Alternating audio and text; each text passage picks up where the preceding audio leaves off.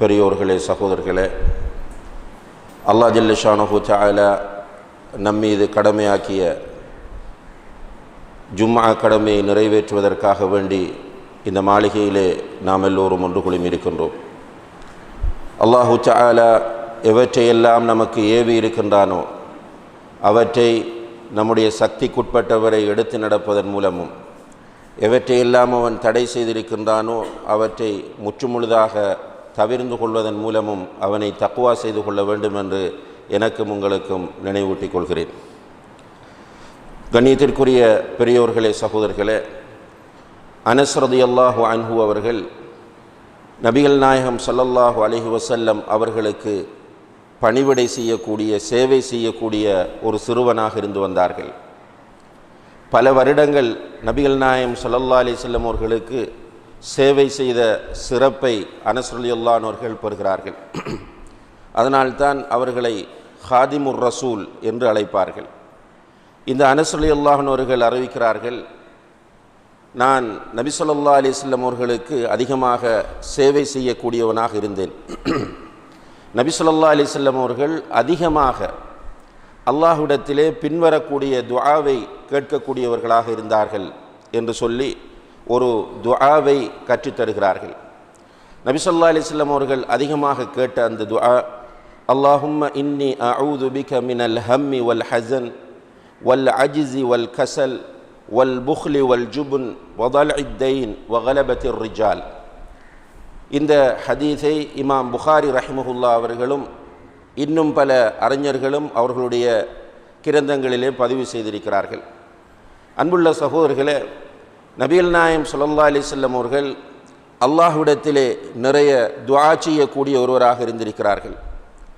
அதிலும் குறிப்பாக சில துஆக்களை அதிகமாக நபி ஸல்லல்லாஹு அலைஹி வஸல்லம் அவர்கள் கேட்பார்கள். அப்படி அதிகமாக அவர்கள் கேட்பது என்பது அந்த துஆ உள்ளடங்கக்கூடிய விஷயங்களின் முக்கியத்துவத்தை நமக்கு உணர்த்தக்கூடியதாக இருக்கிறது. அந்த வகையிலே தான் இந்த துஆவிலே நபி ஸல்லல்லாஹு அலைஹி வஸல்லம் அவர்கள் கேட்கிறார்கள், அல்லாஹும்ம இன்னி அஊது பிக மினல் ஹம்மி வல் ஹஸன்.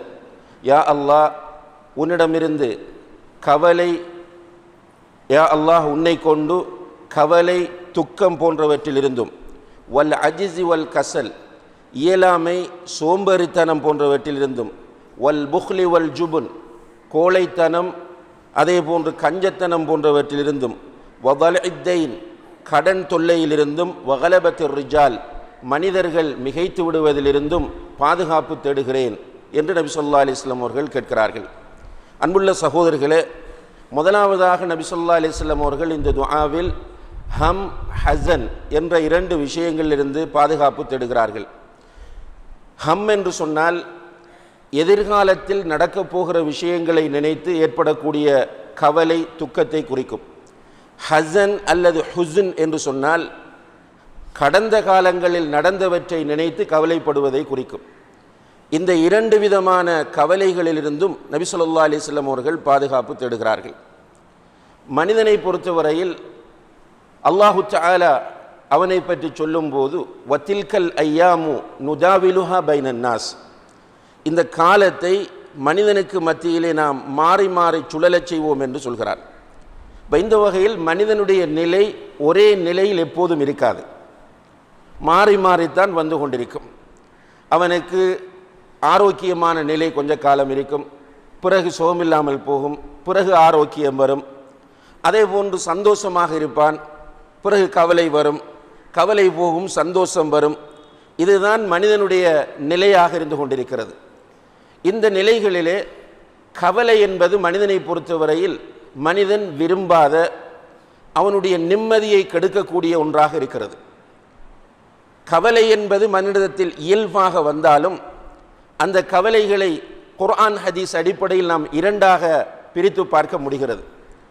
ஒன்று உலகத்தை பற்றி ஏற்படக்கூடிய கவலை, இன்னும் ஒன்று மறுமையை பற்றி ஏற்படக்கூடிய கவலை. மறுமையை பற்றி ஏற்படக்கூடிய கவலையை பொறுத்தவரையில் இஸ்லாம் அதை வரவேற்கிறது. அது ஒரு நல்ல கவலையாக இஸ்லாம் அடையாளப்படுத்துகிறது. எனவே தான் நபி ஸல்லல்லாஹு அலைஹி வஸல்லம் அவர்கள் சொல்கிறார்கள், மன் கானத்தில் ஆஹிரத்து ஹம்மஹு, யாருடைய கவலையாக மறுமை இருக்கிறதோ, ஜஅலல்லாஹு கினாஹு ஃபி கல்பிஹி, அல்லாஹு தஆலா அவனுடைய பொருளாதாரத்தை அல்லது அவனுடைய மன நிறைவை அவனுடைய உள்ளத்திலே ஏற்படுத்துகிறான். வஜமஅ லஹு ஷம்லஹு, அதே போன்று இந்த உலகத்தில் உள்ள எல்லாவற்றையும் அவனுக்கு சேர்த்து கொடுக்கிறான்.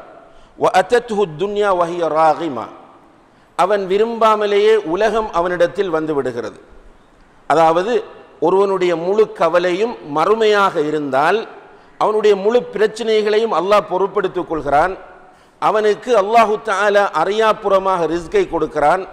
அவனுடைய மனதில் அல்லாஹு தஆலா தன்னிறைவை கொடுக்கிறான் என்று நபி ஸல்லல்லாஹு அலைஹி வஸல்லம் அவர்கள் சொல்கிறார்கள். இதன் மூலம் மறுமை பற்றி ஏற்படக்கூடிய கவலை நல்ல கவலை, அது வரவேற்கத்தக்க கவலை. ஒரு மூமினிடம் அந்த கவலை இருக்க வேண்டும் என்பதை நபி ஸல்லல்லாஹு அலைஹி வஸல்லம் அவர்கள் இங்கே நமக்கு வலியுறுத்துகிறார்கள்.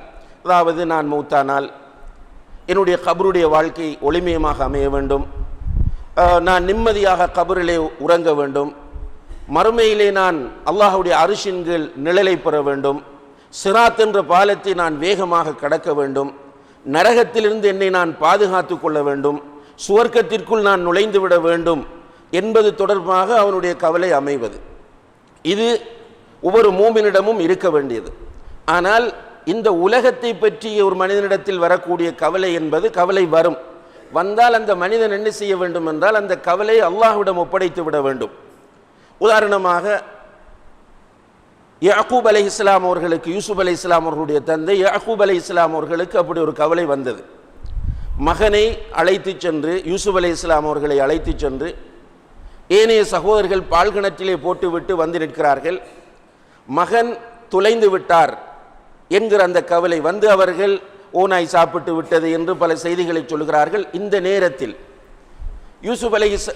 யாக்கூப் அலைஹிஸ்ஸலாம் அவர்கள் சொல்கிறார்கள், அல்லாஹும்ம இன்னி அஷ்கு பஸ்ஸி வ ஹுஸ்னி இலல்லாஹ், இன்னி அஷ்கு பஸ்ஸி வ ஹுஸ்னி இலல்லாஹ், என்னுடைய கவலை துக்கம் அனைத்தையும் நான் அல்லாஹ்விடத்திலே ஒப்படைக்கிறேன் என்று சொன்னார்கள்.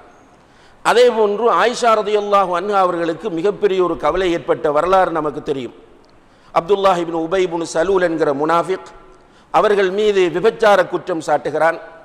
அந்த விபச்சார குற்றத்தை நிரூபிக்கக்கூடிய முறையிலே அவன் பல வதந்திகளை சஹாபாக்கள் மத்தியிலே பரப்பி சஹாபாக்களில் சிலரும் அதை நம்பிவிடுகிறார்கள்.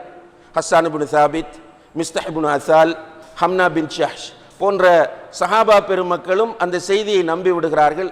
மதீனாவிலே மிகப்பெரிய ஒரு பரபரப்பாக இது இருக்கிறது. ஆயிஷா ரலியல்லாஹு அன்ஹா அவர்கள் அழுது கவலையினால் துக்கத்தினால் அவர்களுடைய கண்கள் கருத்து விட்டன. அந்த நேரத்தில் அவர்கள் தன்னுடைய வரலாற்றை பிறகு சொல்லும்போது சொல்லுகிறார்கள், இப்படி ஒரு சூழ்நிலை ஏற்பட்ட போது எனக்கு என்ன சொல்வது என்று தெரியவில்லை. யூசுப் அலைஹிஸ்ஸலாம் அவர்களுடைய தந்தை யாக்கூப் அலைஹிஸ்ஸலாம் அவர்களுடைய பெயர் கூட எனக்கு ஞாபகத்திற்கு வரவில்லை, அந்த அளவுக்கு கவலை. நான் என்ன சொன்னேன் என்றால், யூசுஃபுடைய தந்தை சொன்னதை தவிர வேறொன்றும் என்னால் சொல்ல முடியாது என்று தான் சொன்னேன். அவர் என்ன சொன்னார்? இன்னி அஷ்கு பஸ்ஸி வ ஹுஸ்னி இலல்லாஹ், என்னுடைய கவலை துக்கம் அனைத்தையும் அல்லாஹ்விடமே நான் ஒப்படைக்கிறேன் என்று சொன்னாள். எனவே அன்புள்ள சகோதரர்களே, இந்த உலகத்தில் வாழும்போது கண்டிப்பாக மனிதர்கள் என்கிற அடிப்படையில் நமக்கு கவலை துக்கம் வரும். அதிலிருந்து நாம் அல்லாஹ்விடத்திலே பாதுகாப்பு தேட வேண்டும். அது ஒரு புறம் இருக்க, அந்த கவலைகள் துக்கங்களை எல்லாம் அல்லாஹ்விடம் ஒப்படைக்கக்கூடிய ஒரு பண்பு நம்மிடத்திலே வர வேண்டும். அப்படி இல்லாமல் உலகத்தை பற்றியே நாம் கவலைப்பட்டு கொண்டிருந்தால் அது நமக்கு அழிவாகவும் கைசேதமாகவும் தான் அமையும்.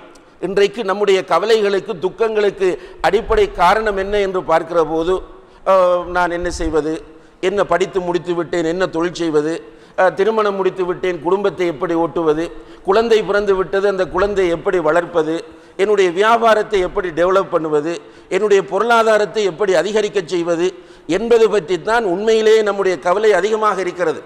காலையில் எழுந்ததிலிருந்து இரவு தூங்கச் செல்லுகிற வரைக்கும் நம்முடைய அந்த சிந்தனைகளை நாம் ஒரு பதிவு செய்வோமாக இருந்தால் அந்த சிந்தனைகளில் அதிகமாக வரக்கூடிய சிந்தனை இதுவாகத்தான் இருக்கும். ரசூல் ஸல்லல்லாஹு அலைஹி வஸல்லம் அவர்கள் சொல்கிறார்கள், மன் கானத்தி துன்யா ஹம்மஹு, யாருடைய முழு கவலையாக உலகம் மாறுகிறதோ, எப்படி உலகத்தை அனுபவிப்பது, எப்படி உலகத்தை ஆளுவது, உலகத்தில் எப்படி பொருளாதாரத்தை தேடுவது, உலகத்தில் எப்படி செல்வாக்கோடு வாழுவது என்கிற கவலையை ஒரு மனிதன் தன்னுடைய தலைக்குள் ஏற்றிக்கொள்வானாக இருந்தால், ஜஅலல்லாஹு ஃபக்ரஹு பைன ஐனைஹி, அல்லாஹு தஆலா வறுமையை அவனுடைய கண்களுக்கு முன்னால் கொண்டு வந்து வைத்து விடுவான்.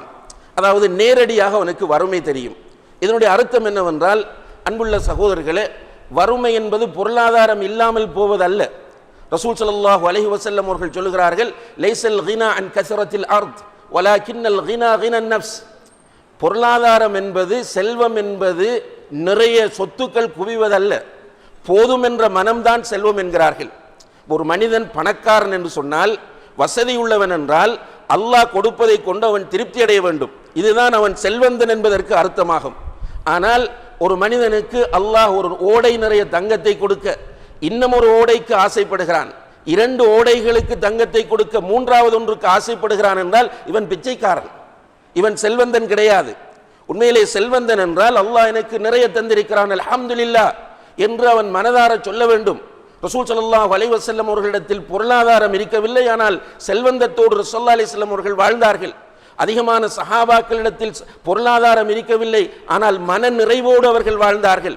அந்த உலகத்தை பற்றிய கவலை அவர்களை பெரிதாக ஆக்கிரமிக்கவில்லை என்பதை அவருடைய வரலாற்றை படிக்கிற போது நம்மால் புரிந்து கொள்ள முடிகிறது.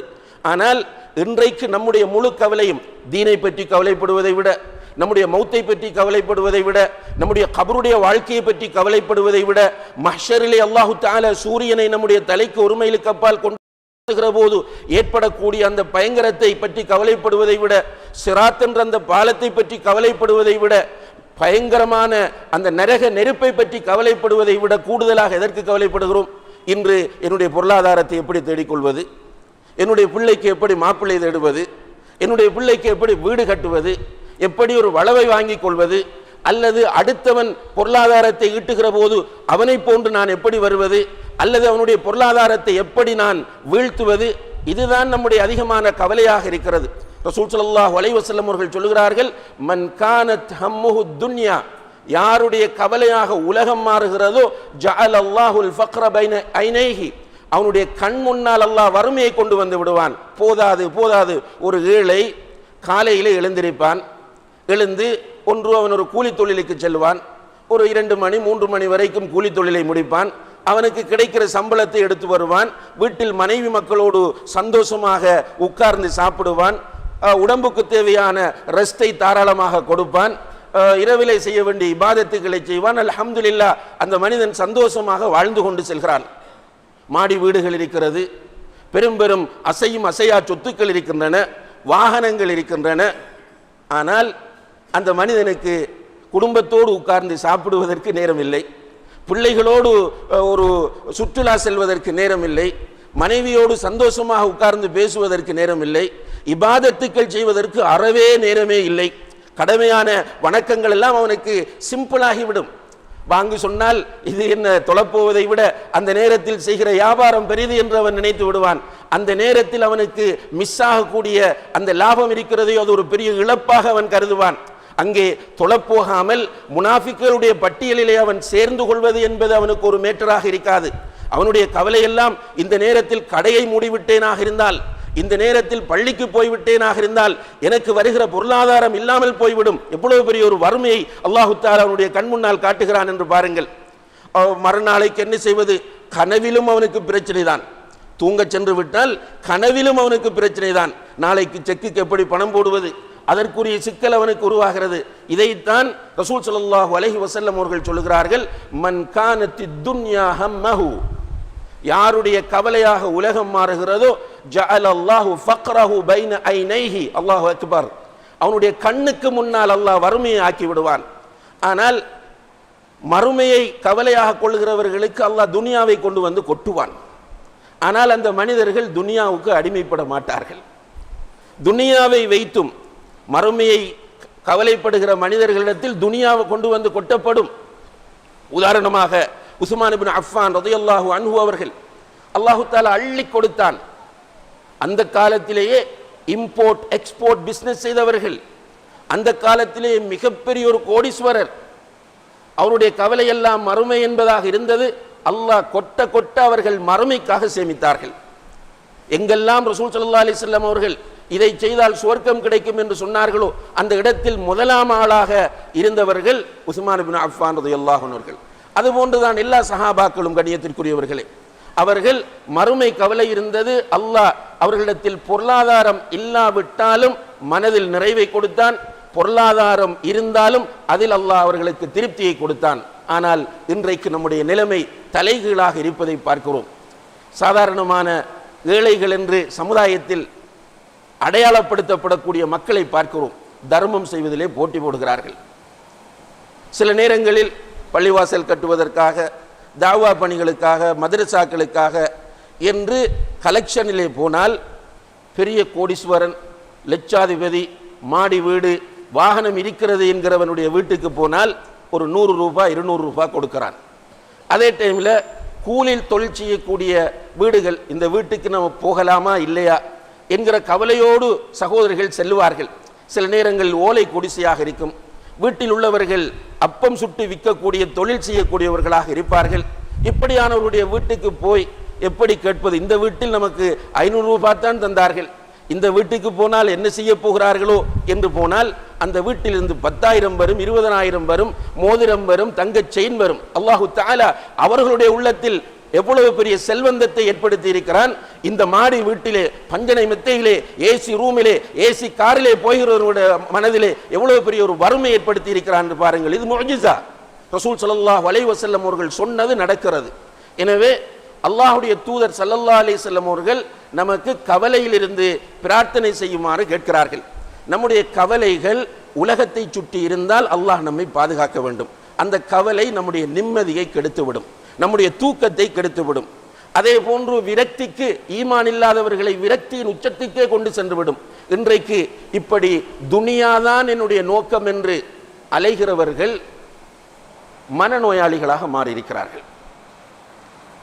இன்றைக்கு உலகத்திலே துனியாவை நேசிக்கக்கூடிய அதிகமான மக்கள் கவுன்சிலர்களிடத்திலே நிற்கிறார்கள், அல்லது சைக்கோ தெரபிஸ்டுகளிடம் நிற்கிறார்கள், அல்லது சைக்காட்ரிஸ்டுகளிடம் போய் நிற்கிறார்கள், தூக்க மாத்திரைகள் சாப்பிடுகிறார்கள், அல்லது கிளப்புகளிலே, பார்களிலே போய் நிற்கிறார்கள், மதுபானம் அருந்துகிறார்கள், தற்கொலை செய்கிறார்கள் என்பதை நாம் பார்க்கிறோம். அல்லாஹ் பாதுகாக்க வேண்டும். ஒரு முஃமினுடைய பார்வை மிக தெளிவாக இருக்க வேண்டும். அந்த முஃமினுக்கு முன்மாதிரியாக நபிகள் நாயகம் ஸல்லல்லாஹு அலைஹி வஸல்லம் அவர்கள் இருக்க வேண்டும். சில நேரங்களில் அன்னை ஆயிஷாவை போல, அல்லது யூசுப் அலைஹிஸ்ஸலாம் அவர்களுடைய தந்தை யாக்கூப் அலைஹிஸ்ஸலாம் அவர்களைப் போல நமக்கு கவலைகள் ஏற்பட்டு விட்டால் நம்முடைய கவலையை அல்லாஹ்விடத்தில் ஒப்படைக்க வேண்டும். இதற்காக வேண்டி ரசூல் ஸல்லல்லாஹு அலைஹி வஸல்லம் அவர்கள் ஒரு அருமையான துஆவை நமக்கு கற்றுத் தந்திருக்கிறார்கள். அந்த துஆவை நாம் பொருள் உணர்ந்து ஓதும் போது அல்லாஹு தஆலா அந்த கவலையை நம்மை விட்டு அகற்றுவார்.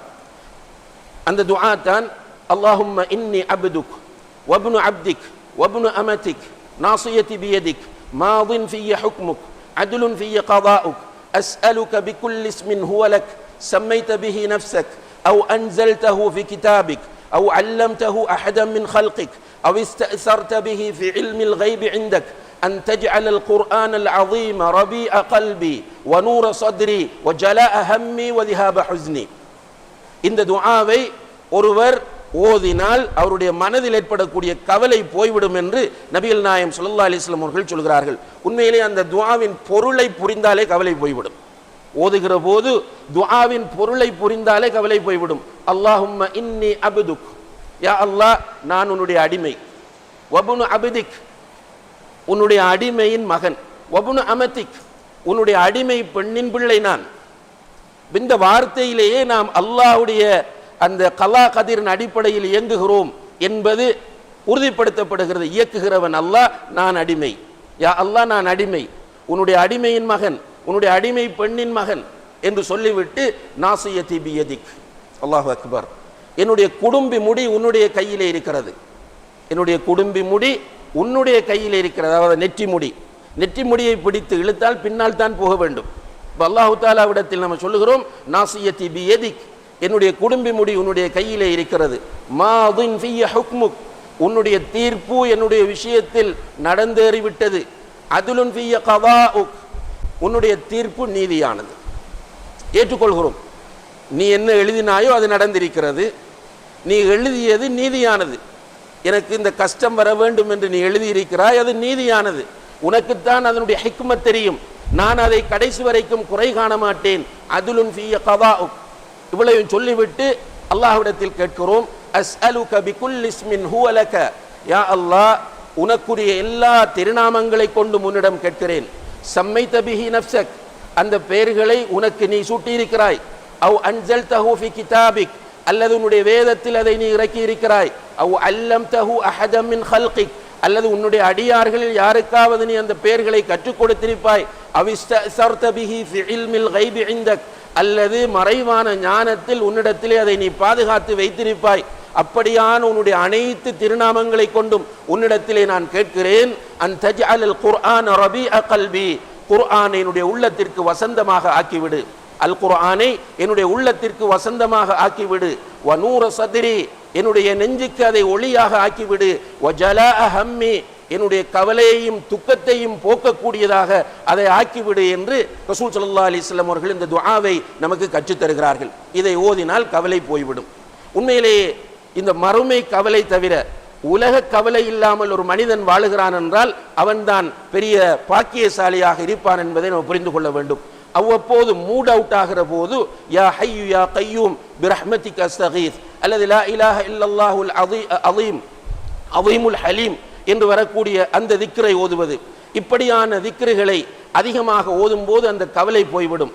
அல்லது உட்கார்ந்து பள்ளிவாசலுக்கு வருவது, கொஞ்சம் கூடுதல் கவலை ஏற்பட்டு விட்டது, சில நெருக்கடிகள், சில மன அழுத்தங்கள், சில பிரச்சனைகளால் ஏற்பட்டு விட்டது என்றால் பள்ளிக்கு வந்து 2 ரக்காத் தொழுதுட்டு உட்கார்ந்து அல் குர்ஆனை எடுத்து ஓத ஆரம்பித்தால், அல்லது வீட்டிலே தொழுது விட்டு அல் குர்ஆனை எடுத்து ஓத ஆரம்பித்தால் அல்லாஹுடைய உதவியால் அந்த கவலைகள் எல்லாம் போய்விடும். ரிலாக்ஸோடு நிம்மதியாக வாழ முடியும் என்பதை நாம் புரிந்து கொள்ள வேண்டும். எனவே ஒரு மனிதனுக்கு கவலையற்ற வாழ்வு என்பது மிக முக்கியம் என்பதனால் தான் நபிகள் நாயகம் ஸல்லல்லாஹு அலைஹி வஸல்லம் அவர்கள் இந்த துஆவிலே அல்லாஹும்ம இன்னி அஊது பிக மினல் ஹம்மி வல் ஹஸன் என்று கேட்கிறார்கள். இதில் இன்னும் ஒரு விஷயத்தையும் அல்லாஹ்வுடைய தூதர் உணர்த்துகிறார்கள். என்ன என்று கேட்டால், ஹஸன் அல்லது ஹுஸ்ன் என்று சொன்னால் கடந்த காலத்தில் நடந்தவற்றை நினைத்து கவலைப்படுவது. ஹம் என்றால் எதிர்காலத்தில் நடக்கப் போவதை நினைத்து கவலைப்படுவது. ரசூலுல்லாஹி ஸல்லல்லாஹு அலைஹி வஸல்லம் அவர்கள் என்ன சொல்கிறார்கள் என்றால், கடந்த காலத்தையும் விட்டுவிடு, எதிர்காலத்தையும் விட்டுவிடு, இன்றைக்கு நீ வாழ். அன்றன்றைக்கு அவனுடைய நாள். உண்மையிலே இப்போது நாம் உயிரோடு இருக்கிறோம் என்றால் இதுதான் நமக்கு உறுதியான நேரம். இந்த நேரத்தில், இந்த நாளில், இந்த நிமிடத்தில் நாம் சந்தோஷமாக இருக்க வேண்டும். நிறைய பேர் என்ன செய்யறால், நாளைக்கு சந்தோஷமாக இருக்க வேண்டும், நாளைக்கு சந்தோஷமாக இருக்க வேண்டும் என்று ஒவ்வொரு நாளும் கவலைப்பட்டு கொண்டே இருப்பார்கள். நாளை என்பது அவர்களுக்கு எப்போது என்பதை தெரியாது. இன்றைக்கு சொல்வார்கள் நாளைக்கு என்று, நாளைக்கு சொல்வார்கள் நாளைக்கு என்று, நாளை மறுநாள் சொல்வார்கள் நாளைக்கு என்று, இப்படி நாளை நாளை என்றே அவர்கள் போய்கொண்டிருப்பார்கள். அல்லது சிலரை பொறுத்தவரையில் ஏதோ நடந்து முடிந்திருக்கும், நடந்து முடிந்தவைகளை அவர்கள் நினைத்து அதை பற்றி வேதனைப்பட்டு கொண்டே இருப்பார்கள். இமாம் ஷாஃபிஈ ரஹிமஹுல்லாஹ் அவர்கள் ஹதீஸ் துறையில் பெரிய அறிஞர், சட்டத்துறையில் பேரறிஞர், அதே போன்று அரபு இலக்கியத்திலும் அவர்கள் ஒரு பெரிய அறிஞர். அவர்கள் அரபு இலக்கியத்திலே பல கவிதைகள் எழுதியிருக்கிறார்கள். அதிலே ஒரு கவிதை அவர்கள் எழுதுகிறார்கள், தஇல் ஐயாம தஃஅலு மா தஷா, காலம் விரும்பியதை செய்யட்டும் நீ விட்டுவிடு. வத்திப் நஃப்ஸன் இதா ஹக்கமல் கதா, காலம் விரும்பியதை செய்யட்டும் விட்டுவிடு. அல்லாஹுடைய தீர்ப்பு நடந்து விட்டால் அதை கொண்டு நீ திருப்திப்படு. வத்திப் நஃப்ஸன் இதா ஹக்கமல் கதா, அல்லாஹுடைய தீர்ப்பு ஒன்று நடந்து விட்டது என்றால் திருப்தி அடை. உன்னை பொறுத்தவரையில் நீ கலா கதிரை ஈமான் கொண்டவன், எனவே அந்த கலாவை நீ கொண்டு திருப்தி அடை. வலா தஜிஸ அலி ஹாதிஸத்தில் லயாலி, காலங்களின் கோலங்களுக்காக நீ உன்னை கலங்கிக் கொள்ளாதே, நீ காலங்களின் கோலங்களை பார்த்து தடுமாறாதே. வலா தஜிஸ அலி ஹாதிஸத்தில் லயாலி ஃபமாலி ஹவாதிஸித் துன்யா பகாஉ, உலகத்தில் நடக்கக்கூடிய இந்த நிகழ்வுகள் சோதனைகளுக்கு நிரந்தரம் என்று ஒன்று கிடையாது. இன்றைக்கு ஒருவர் எதிரியாக இருப்பார், நாளைக்கு சலாம் சொல்லி நண்பராகுவார். இன்றைக்கு ஏழையாக இருப்பார், நாளைக்கு பணக்காரராகுவார். இன்றைக்கு குழந்தை இல்லை என்று கவலைப்பட்டு கொண்டிருப்பார், அல்லாஹ்வுடைய உதவியால் நாளைக்கு குழந்தை கிடைக்கும். அதே போன்று மகளுக்கு மாப்பிள்ளை கிடைக்கவில்லை என்று கவலைப்பட்டு கொண்டிருப்பார், நாளைக்கு கிடைத்துவிடும். அப்போ காலத்திலே உள்ள விஷயங்கள் எதுவுமே நிரந்தரமானவை கிடையாது. ஃபமாலி ஹவாதிஸித் துன்யா பகாஉ வகுன் ரஜுலன் அலல் அஹ்வாலி ஜல்தா, சோதனைகள் கஷ்டங்கள் வரும்போது நீ உறுதியோடு இரு. வகுன் ரஜுலன் அலல் அஹ்வாலி ஜல்தா வஷீமத்துக ஸமாஹத்து வல் வஃபாஉ, உனக்கு அல்லாஹ் தந்திருக்கிற மிக உயர்ந்த பண்பு என்னவென்றால் தயாளத்தன்மை. அல்லாஹுடைய கதிரை புரிந்து கொள்வது, அதை ஏற்றுக்கொள்வது, அளித்த வாக்குறுதியை நிறைவேற்றுவது, இது உன்னிடம் இருக்கிற ஒரு மிக முக்கியமான பண்பாகும் என்று சொல்லிக்கொண்டு அந்த கவிதையை முடிக்கும் போது அவர்கள் சொல்லுகிறார்கள், வமன் நஸலத் பிசாஹதிஹில் மனாயா, ஒருவனுக்கு மௌத்து வந்து விட்டால் ஃபலா அர்துன் தகீஹி வலா ஸமாஉ, பூமியும் அவனை பாதுகாக்காது, வானமும் பாதுகாக்காது. ஒருவனுக்கு மௌத்து வந்து விட்டால் பூமியும் பாதுகாக்காது, வானமும் பாதுகாக்காது. இப்போ இந்த கவிதையிலே இமாம் அவர்கள் அழகாக சொல்லுகிறார்கள், நடந்து முடிந்ததை பற்றி நீ அலட்டிக் கொள்ளாதே, அல்லாஹ்விடத்திலே ஒப்படைத்து விடு, அல்லாஹ் போதுமானவன். நீ அல்லாஹ்வின் மீது தவக்குல் வைப்பீராக இருந்தால் அல்லாஹ் உனக்கு ஒரு சிறந்த வழியை காட்டுவான். நபிகள் நாயகம் ஸல்லல்லாஹு அலைஹி வஸல்லம் அவர்களிடத்திலே வந்து எதிரிகள் உங்களுக்கு எதிராக ஒன்று சேர்ந்திருக்கிறார்கள், அப்படி நடந்தது இப்படி நடந்தது என்றெல்லாம் சொல்லும் போது ரசூலுல்லாஹி அலைஹி வஸல்லம் அவர்களிடமிருந்து வருகிற வார்த்தை ஹஸ்புனல்லாஹு வ நிஅமல் வக்கீல். இப்ராஹிம் அலைஹிஸ்ஸலாம் அவர்களை நெருப்பில் தூக்கி போடுகிறார்கள், அவர்களுடைய வாயிலிருந்து வந்த வார்த்தை ஹஸ்புனல்லாஹு வ நிஅமல் வக்கீல். ஒரு ஈமானும் அகீதாவும் தெளிவாகிவிட்டால் ஒரு மனிதனை பொறுத்தவரையில் கவலையின் உச்சத்திற்கு செல்ல மாட்டான், விரக்திக்கு செல்ல மாட்டான், மனச்சோர்வு அவனிடத்திலே வராது, அவன் மாத்திரைகள் சாப்பிடக்கூடியவனாக மாற மாட்டான் என்பதை இங்கே நாம் புரிந்து கொள்ள வேண்டும். எனவேதான் நபிகள் நாயகம் ஸல்லல்லாஹு அலைஹி வஸல்லம் அவர்கள் அதிகமாக அல்லாஹ்விடத்திலே அல்லாஹும்ம இன்னி அஊது பிக மினல் ஹம்மி வல் ஹுஸ்ன் என்று துஆ செய்திருக்கிறார்கள் என்பதை பார்க்கிறோம். அதே போன்று அல்லாஹ்வுடைய தூதர் கேட்கிறார்கள், வல் அஜ்ஸி வல் கஸல், இயலாமை, ஒன்றும் செய்ய முடியாத நிலை. அதாவது சிலரை பொறுத்தவரையில் உடலியல் ரீதியாக பலவீனம் அடைந்து எதுவுமே செய்ய முடியாமல் போவது, இதுதான் அஜிஸ் என்று சொல்வது. அல்லது மனோ ரீதியிலே பலவீனம் அடைவது. இன்றைக்கு நிறைய பேர் அப்படித்தான் உருவாக்கப்பட்டிருக்கிறோம். அதாவது நம்ம இன்றைய கால பாசையில் சொல்வதாக இருந்தால் நெகட்டிவ் திங்கிங், எதிர்மறை சிந்தனை. என்னால் முடியாது, என்னால் படிக்க முடியாது, என்னால் வியாபாரம் செய்ய முடியாது, என்னால் முன்னேற முடியாது, என்னால் அப்படி செய்ய முடியாது, நான் ஏழை, நான் முட்டாள், நான் பலவீனமானவன் என்று தனக்குத்தானே அவன் சொல்லிக் கொள்வது. இன்றைக்கு மோட்டிவேஷன் ப்ரோக்ராம் அது இது என்று சொல்லி இதை நிறைய செய்கிறார்கள். இப்படி செய்யக்கூடியவர்களுக்கு பெரிய டிமாண்டாக இன்று சமுதாயத்திலே இருப்பதை நீங்கள் பார்க்கிறீர்கள்.